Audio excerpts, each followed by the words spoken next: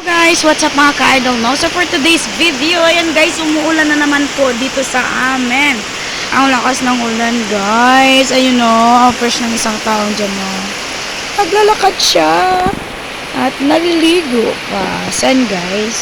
Actually, maliligo po sa ulan ay hindi naman po masama.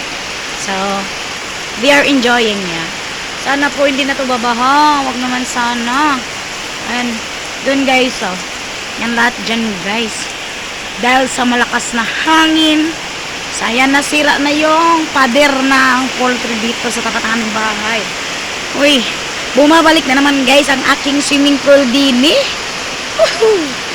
Kilang yan. Sana naman guys, no, hindi na uulan. Oh my goodness. Ayan oh, to all my viewers. Sa lahat po ng mga sumusuporta sa akin, ayan na po yung aking flower na gustong-gusto nyo. Joke lang.